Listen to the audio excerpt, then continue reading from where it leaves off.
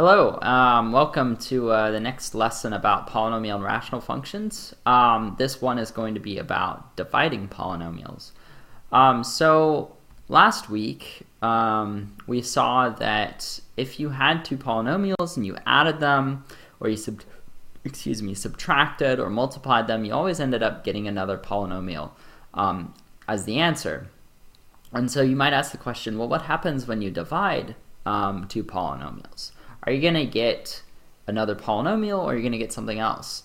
And it turns out that you get a whole nother kind of function from dividing two polynomials. And you should think, well, why does dividing kind of throw a wrench in the system? And if you think about dividing integers, whole numbers, for example, like 3 plus 5, this gives you another whole number out. Integer 8, right? And if you were to subtract 3 minus 5, then that gets you another integer -2, right? And if you were to multiply two integers 3 times 5, that gives you another integer 15. So for whole numbers, you're getting, all these integer answers from adding, subtracting, and multiplying. But when you divide, when you do 3 divided by 5, it's like suddenly this is something new. This is a different kind of number. It's not an integer anymore. It's actually a rational number, right? It's a fraction. And rational number is another way to talk about fractions. So when you add, subtract, and multiply polynomials, you get another polynomial as an answer. But it turns out once you divide it, when you add dividing to the equation, you get what's called a rational function. Okay, it's a different kind of beast, it's a different kind of function, just like a fraction is a different kind of number from a whole number or an integer. Okay, so as soon as we throw dividing in, we're going to get new behavior from our polynomials. Okay, so I want to remind you about how to divide whole numbers because the analogy to dividing polynomials is very similar to, or how you divide polynomials is very similar to dividing whole numbers. So for example, say you have 35 divided by 9. Now this can be rewritten as 27 over 8, 27 plus 8, because that's what 35 is, and 27 plus 8 over 9 can get rewritten as 27 over 9 plus 8 over 9. Okay? So if you have a sum in the numerator, you can break it apart into two separate fractions, like for example, if you have a half plus 3 halves, this is the same as 1 plus 3 over 2, right? Because this is 0.5, that's 1.5, and this is, 4 halves, and that's 2, right? So same idea is at play here. We're just working the other direction where you've got 27 and 8 in the numerator and you break it apart.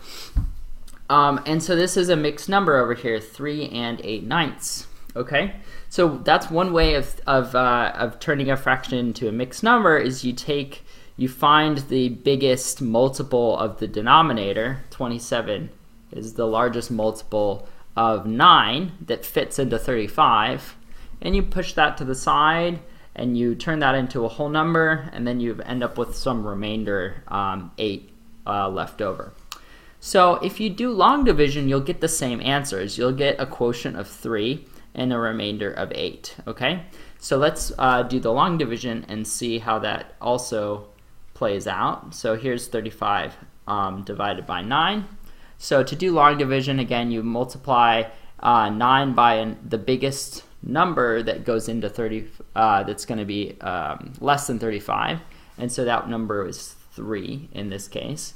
So 9 times 3 is 27, and then you take away 27 from 35, and that ends up getting you, let's borrow, borrow this to 2, and then that to 1, so 15 minus 7 is 8. And so this is the remainder, so you get 3 remainder 8 from doing 35 divided by 9. And you can see this 3 is there, this 8 is here. And so 35 over 9 is equal to 3 plus 8, 9. Where this is the remainder, and this is a whole, I don't know, we'll call it Q.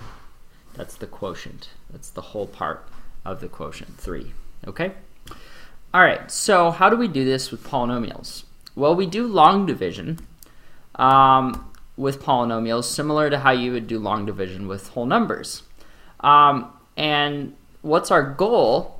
Our goal is writing it like we did on that last slide as some polynomial plus some remainder divided by the divisor, which is the number you're dividing by, or polynomial you're dividing by.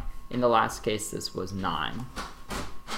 And so similar to how when we were writing our fraction 3 plus 8 over 9, where this number 8 was smaller than the divisor, the same kind of idea is at play with the remainder and divisor. We want the remainder's degree to be smaller than the divisor's degree, okay? So the degree of the remainder needs to be less than the degree of the divisor. Okay? And we'll see how this plays out when we do our long division. To simplify things in the future, I'm going to just call this part of our quotient G. So there's G, and we'll call the remainder part R up here. So we'll call that R. And the divisor is usually denoted Q, P over Q. So Q is going to be our divisor. The procedure for doing this, for rewriting the polynomial, the quotient in this way, that we're going to use is called polynomial long division, because it's like long division of whole numbers. But there's other ways to do this, including ways that are strictly algebra, and then also another way that we might show you called synthetic division. That's a faster way, but it's less clear what's at play when you're doing it. Okay, so let's do an example of doing this. So here's the setup. Suppose we have two polynomials, p of x being 3x squared plus 4x minus 1 in this case, and q of x being x plus 2. And we want to rewrite the quotient p over q as g, this was that g from earlier, the polynomial part, plus some remainder over the divisor q, where the degree of the remainder is smaller than the degree of q. Okay, so let's go ahead and get this set up. So our this guy's the divisor. Oh, let me use a different color. Okay, this part here, maybe I'll use yellow. So we have divisor.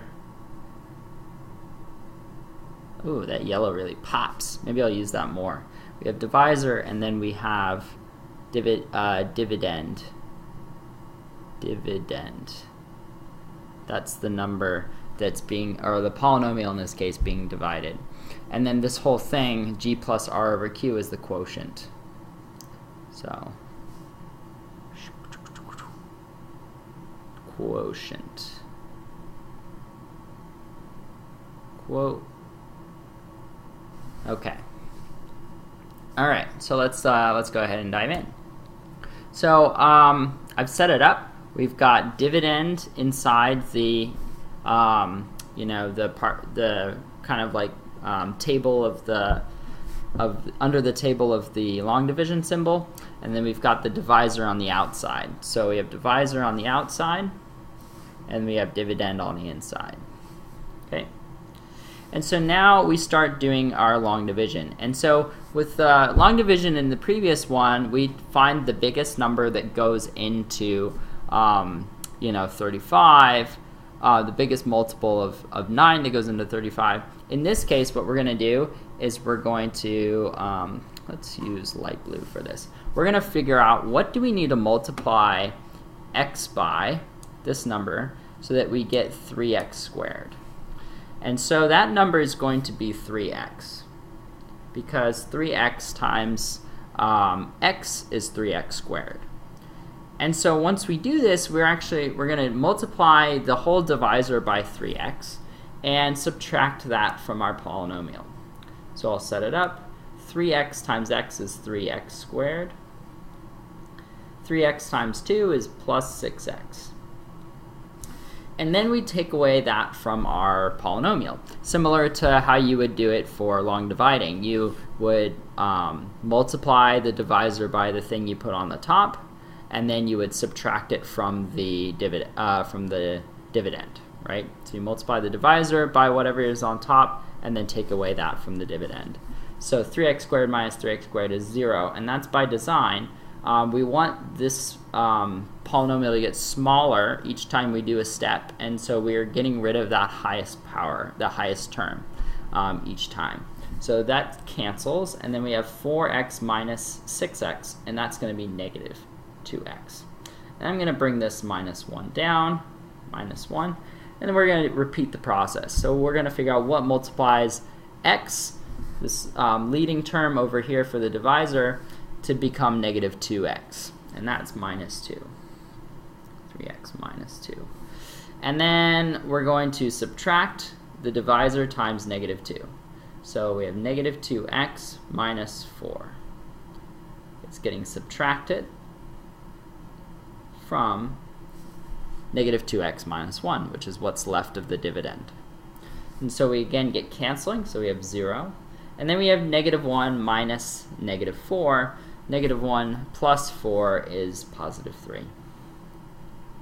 Okay, and so we have completed the algorithm for finding the quotient and the remainder, because at this point, this guy is our remainder because it's smaller in degree than the divisor. This is a degree 0 polynomial 3. The divisor is a degree 1 polynomial, and so we're done. And this part up here at the top, this is our g part of the polynomial. So we've got the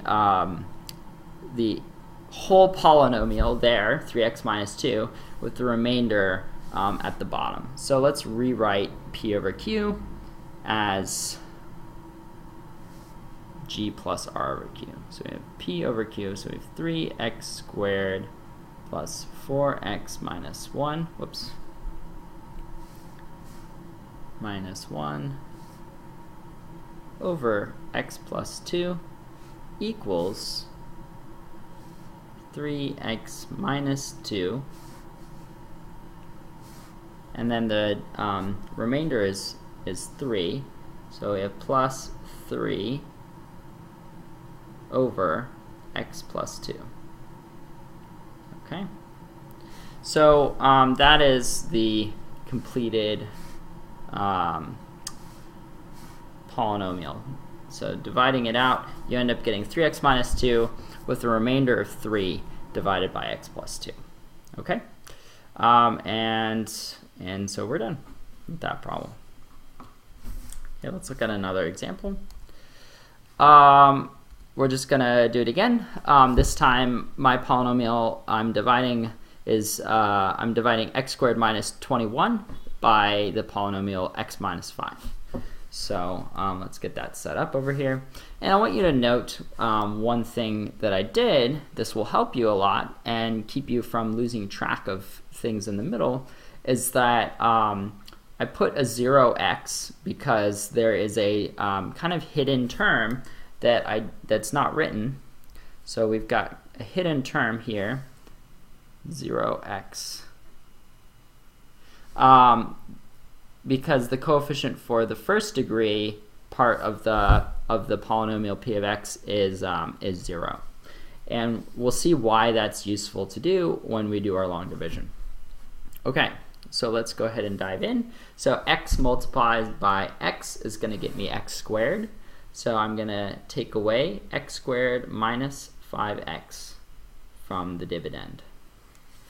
Okay, and we can see that the 0x is now coming into play here. If I had not written that in, I'd be a little bit confused as to what to take away negative 5x from. And it turns out I'm taking it away from 0x.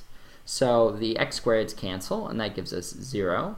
And then we have 0 minus negative 5, so this is plus 5x. Okay, and then we repeat the process. X goes into 5x 5 times. So that's what I need to multiply x by to become 5x. So we get 5x minus 25. Take that away. And then taking away 5x minus 25, we get 0. Negative 21. Here, I'll bring the negative 21 down. I forgot to. Negative 21 is coming down. Negative 21 minus negative 25, that's a positive 4. Okay, so there's our remainder. This is the remainder. And we've got our g part of the polynomial, the whole part, x plus 5 up there. Okay, so let's go ahead and write it all out. So we've got x squared minus 21 over x minus 5 equals, let's write it in colors. So we've got x plus 5 is the whole part of the polynomial with the remainder plus 4 divided by x minus 5. And we're done. Okay. So again, the process is the same as the last time, except we had a missing term and we just wrote 0x in for that missing term. You know, if it was a missing x squared term, we would use 0x squared and so forth. Okay, let's look at a slightly hairier polynomial division problem. Now, the last two examples, we had a linear polynomial as the one we were dividing, as our divisor. Excuse me, and now we're having a quadratic or a more complicated polynomial as our divisor, and we'll find out that it just makes it a little bit more, there's a little bit more terms that we have to subtract, and that's it. The algorithm is exactly the same. So let's get it set up. So we have x squared plus 4x plus 6 on the outside, that's my divisor. And then we've got 4x cubed plus 17x squared plus 18x plus 9 underneath our long division symbol. And so we're going to start this at the front. We're looking at what multiplies our leading term here to become the leading term there. So in this case, x squared, I need to multiply it by 4x in order to turn it into 4x cubed. So let's go ahead and do that. 4x cubed plus 16x squared plus 24x is now what I'm taking away from the dividend.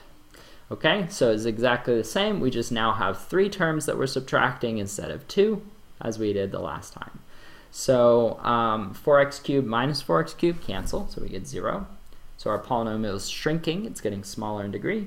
17 minus 16, this is going to be plus x squared. 18 minus 24 is negative 6x. And then 9 comes down. Yeah, plus 9. So I'll put the 9 down there. And then we do it again. X squared into x squared goes exactly once. So we're going to have 1. And then we're going to take away x squared plus 4x plus 6. Subtract all this off. And we're going to get 0.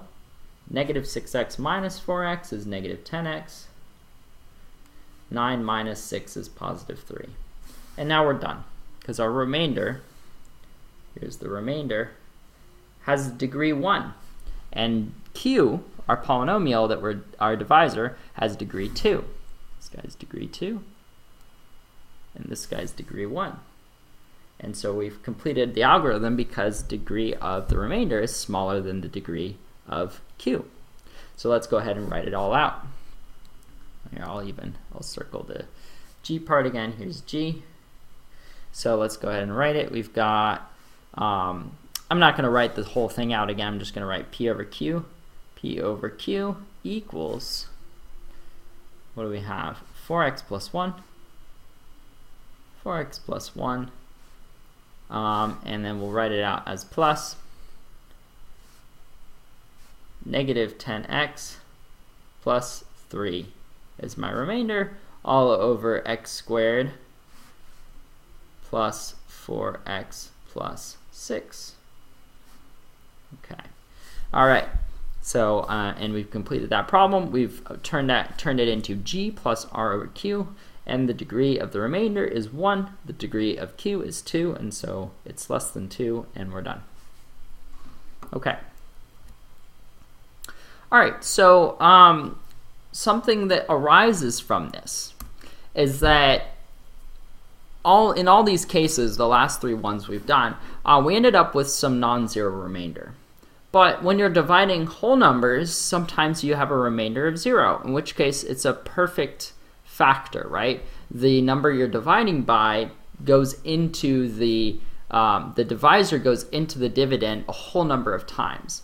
And so if we've got a 0 of a polynomial that says x minus that number is a factor, then we're going to get a remainder 0 by this process. So we're going to have this important fact is that the division p over x minus r, where x minus r is my quotient, is my divisor polynomial, excuse me, I'm dividing it by x minus r, I get remainder 0. I get nothing left if and only if r is a 0 of the polynomial. Okay, so let's see that in an example. So here we've got a polynomial 4x squared minus 8x plus 3, and I'm telling you that a half is a 0. You can determine that that's true by just plugging it in. Let's go ahead and do that ourselves. So p of a half is equal to 4 times a half squared minus 8 times a half plus 3. And if we multiply 4 times a half squared, this is 4 times 1/4, 1/4. And minus 8 times a half is minus 4 plus 3. And we see we get 1 minus 4 plus 3, which is in fact 0. So 1/2 is a 0 of this polynomial. And so that means that if we divide it by x minus 1/2, we should end up getting 0 as our 0 remainder. So let's go ahead and test that hypothesis. So we have 4x squared minus 8x plus 3. And I'm going to do long division with x minus 1/2 as our polynomial. As our divisor. So x times something gets me 4x squared, and that number is 4x. So we're going to get 4x squared minus 2x, and I'm taking that away. The 2x is negative 1/2 times 4x is going to give me negative 2x. So we'll subtract that off and we get 0. Negative 8x minus negative 2x. That's going to be negative 8 plus 2, so this is minus 6x. Bring the 3 down, plus 3, and then we do the process again. X multiplies by negative 6, and that's going to get me negative 6x. So we're going to have negative 6x, and then plus 3, and then I subtract that. And lo and behold, everything cancels. I end up getting 0 as my remainder, and this matches up with what we just said, which is that 1/2 was a 0, and then we're going to have remainder 0 after dividing. So really what this ultimately means is this gives us a way of factoring, right? This is another way of factoring polynomials, because we have p of x is equal to x minus a half times 4x minus 6. Okay, because 1/2 is a factor, so that means, or excuse me, 1/2 is a 0, so x minus a half is a factor, and 4x minus 6 is what's left over after you do that division, because dividing is factoring, but you just leave the number there. Okay, so when we're doing long division, we are effectively dividing our polynomials. Okay, So the last concept I wanted to show you guys in this video is about integer zeros of polynomials. And so it turns out that all the possible integer zeros for a polynomial have to divide the constant term, which is the term at the end, the term with no x's. And so this gives us a strategy for breaking down what might divide, what factors might divide our polynomial, and allow us to factor polynomials that previously we couldn't factor using grouping or sum or difference of cubes or any of our other factoring strategies. So what we're going to do is make a list of all the integer zeros that there could be for our polynomial, and then try to divide, so test them and see if they work, if they make it 0. And if we find a 0, then we divide it out with division, with polynomial division, and it reduces our complexity, our polynomial's degree by 1. And once we get to something that we can factor, usually a quadratic, then we just resort back to factoring with our quadratic techniques. So let's go ahead and do this with an example problem. We're going to list all the possible integer zeros for this polynomial. It's a cubic, x cubed minus 7x minus 6, and we're going to factor it as much as we can based off of determining one of the zeros and then using polynomial division on it. Okay, so if we look at our constant term here is 6, negative 6. We know that the integer zeros are going to divide that number. And so that means that our integer zeros could be, we'll just list them out. We could have it be plus or minus 1, because 1 divides 6. Plus or minus 2, because 2 divides 6. Plus or minus 3. And plus or minus 6. And they can be either positive or negative versions of this. I'm not going to prove this in this video because this video is already long enough. But in the next video, we'll look at an extension of this called the rational root theorem, which we'll go through proving, which is worth trying to understand why this is the case, that our roots are going to be one of those. It has to be some subset of these numbers: 1, negative 1, 2, negative 2, 3, negative 3, and 6, negative 6. Okay, so let's go ahead, starting with the smallest ones, testing those first, and then work our way up from there. So we'll test 1. So is p of 1 0? Well, we'll test that one. 1 cubed minus 7 times 1 minus 6, and that's definitely not 0. This is not equal to 0. So 1 is not. Negative 1, let's test that one. Simple, small number as well. Negative 1 cubed is negative 1. Negative 1 times 7x is plus 7, and then minus 6. And turns out negative 1 is a 0 because negative 1 plus 7 minus 6 is 0. So we went and found one. We found negative 1 is a 0. And so that tells us then that, we'll stay with red. Therefore, x plus 1 is a factor. So we'll use polynomial division to make our polynomial smaller, right? We're going to factor x plus 1 out with division, and then we'll have a quadratic left because a cubic, take it down a degree, is a quadratic. And then with our quadratic, we can factor that with typical factoring techniques. So let's go ahead and do our division up here. So use division. And so we're going to factor out x plus 1. So we're dividing by x plus 1. And we are dividing x cubed plus 0x squared minus 7x minus 6. Okay. Note I put that 0x squared in there because I want to keep track of it while I do my division. So x goes into x cubed. Let's use another color. We're going to have x squared. And x times x squared is x cubed plus x squared, which is 1 times x squared, subtract. And we get minus x squared. Bring the negative 7x down. Bring that down. Now x goes into negative x squared. Negative x times minus x squared minus x. Take that away. That ends up giving us negative 6x, excuse me, 6. Let's fix that. Negative 6x. Kitty just came to say hi. Negative 6x minus 6. And then x goes into that minus 6 times. And so, as we expected, our remainder was 0.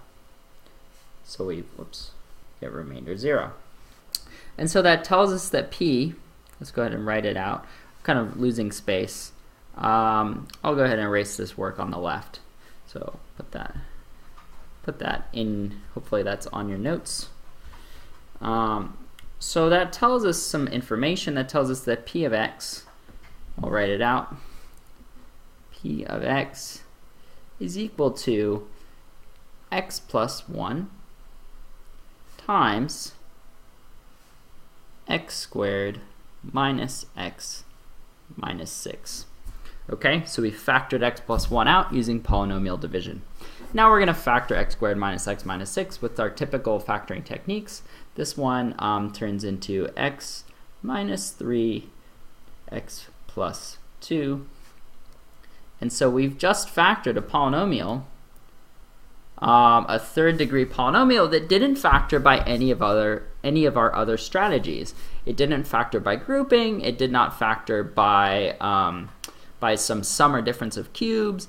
And so the only way for us to factor this was to use polynomial division after guessing and checking the integer roots. And I hope you see this, that our integer roots are all represented. We have 3, positive 3, so that's one of our integer roots, and negative 2.